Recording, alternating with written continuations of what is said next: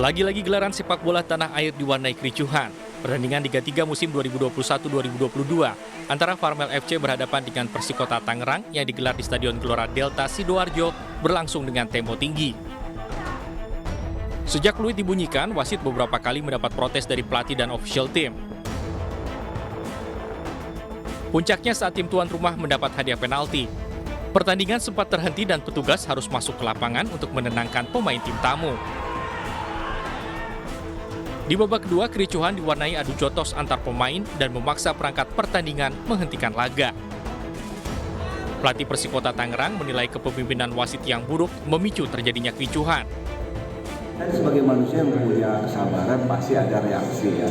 Nah ketika reaksi itu terjadi dia kasih kartu. Yang paling parah ketika saya dikasih kartu merah, nggak ada alasannya. Nggak ada alasan dan saya nggak berbuat sesuatu yang membuat non fair play gitu. Aktris sekaligus pemilik Persikota Tangerang Prilly Latukonsina juga turut menyoroti kinerja wasit. Ia berharap PSSI dapat melakukan evaluasi terhadap wasit yang bertugas. Adu jotos di lapangan hijau ini menambah panjang deretan kericuhan pada laga Liga 3 musim ini. Dari Sidoarjo, Jawa Timur, Yoyo Agusta, iNews melaporkan.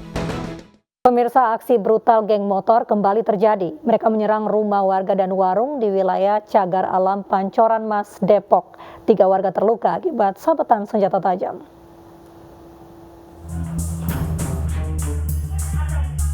Dari rekaman kamera pemantau yang terpasang di rumah warga di sekitar lokasi kejadian, sekelompok gangster datang membawa senjata tajam.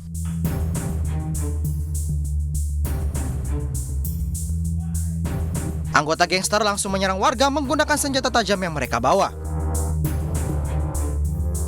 Warungnya mas? Ya ini acak-acakan roti nih, sama ini nih babat, sama orang yang lagi beli rokok tuh, bacok ininya nih, tangannya. Yang bapak tahu ada berapa korban sih pak kena bacok itu pak? Satu ya? Jadi ketemu orang main ini aja. Senjata tajam mereka? Senjata tajam, bawa samurai, parang, samurai. Aksi brutal geng motor ini tanpa adanya alasan yang jelas. Ada 2 motor yang dikendarai oleh 3 orang. Terus ini ngamuk cara babi buta begitu. Saya juga tidak tahu permasalahannya apa. Bahkan mengganggu para pedagang juga yang tadi. Setelah itu langsung berlarian ke arah Kapli. Mereka membawa senjata tajam? Hingga saat ini, Satreskrim Polrestro Depok masih menyelidiki dengan memeriksa hasil rekaman kamera pemantau dan sejumlah saksi yang berada di lokasi. Dari Depok, Jawa Barat, Yung Rizky, iNews melaporkan.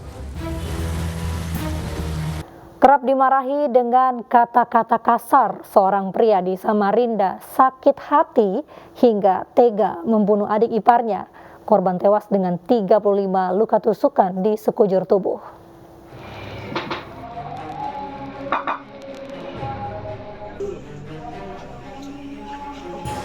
Usai membunuh adik iparnya, Bambang langsung ditangkap polisi tanpa perlawanan.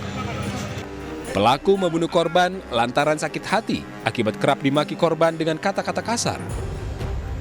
Dari olah TKP dan pemeriksaan saksi-saksi, polisi memastikan pelaku bertindak seorang diri. Pembunuhan ini dilakukan setelah keduanya bertengkar hebat hingga berujung duel maut. Korban selama ini dianggap oleh pelaku telah menyampaikan kata-kata yang kasar, kemudian menyinggung perasaan, padahal mereka adalah saudara yang tinggal dalam satu rumah. Nah, hal inilah yang kemudian menimbulkan niat dari pelaku sendiri. Jenazah korban diotopsi di Rumah Sakit Abdul Wahab Syahrani, Samarinda. Sementara pelaku dijerat pasal pembunuhan berencana dengan ancaman 20 tahun penjara. Dari Samarinda, Kalimantan Timur, Mas Kardiansyah, iNews melaporkan. Gara-gara sering cekcok dengan tetangganya, satu-satunya akses jalan masuk keluar di sebuah rumah di Kudus, Jawa Tengah ditutup tembok oleh tetangganya. Akibatnya pemilik rumah tidak memiliki akses keluar masuk rumahnya.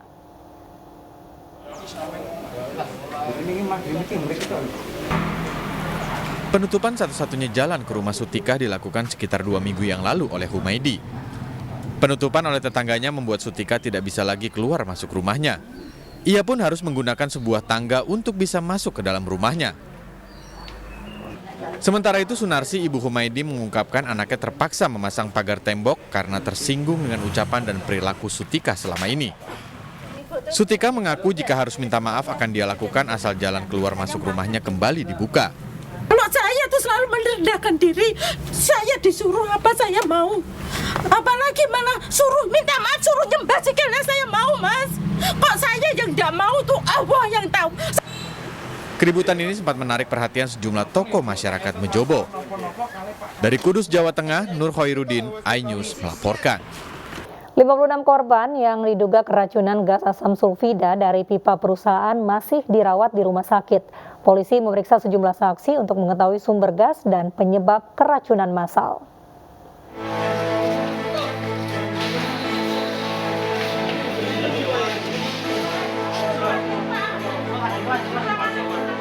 Puluhan warga desa Sibangor Julu, Kecamatan Puncak Sorik, Marapi, Minggu malam memenuhi ruang instalasi gawat darurat RSUD Panyabungan lantaran mengalami keracunan massal.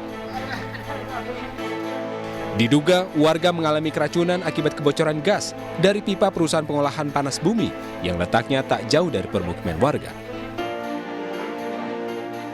Pihak kepolisian masih menyelidiki kasus keracunan gas massal ini. Polisi meminta perusahaan melakukan evaluasi karena kasus keracunan akibat kebocoran gas di PT SMGP sudah berulang kali terjadi. Kita mulai lakukan penyelidikan untuk perkara terkait diduga kebocoran gas H2S di PT SMGP. Kita mulai hari penyelidikan, nanti kita akan dari hasil penyelidikan itu kita akan tahu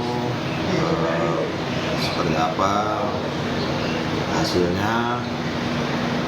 Tentunya kita tetap lakukan sesuai prosedur. Seluruh korban keracunan masih menjalani perawatan di 2 rumah sakit. 36 korban dirawat di RSUD Panyabungan, sedangkan 20 lainnya dirawat di Rumah Sakit Permata Madinah dan kondisinya mulai membaik. Kepala ini pening aja. Terus? Apa tuh? Masih mual juga ini? Monggot.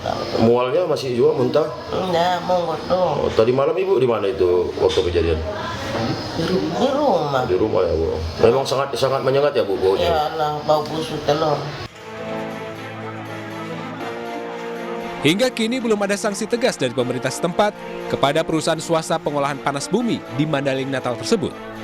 Sebelumnya, pada Januari tahun 2021 lalu, 4 warga harus meregang nyawa karena keracunan gas akibat kebocoran pipa di perusahaan swasta yang berada di dekat permukiman warga. Dari Mandaling Natal, Sumatera Utara, Ahmad Hussein Lubis, iNews melaporkan.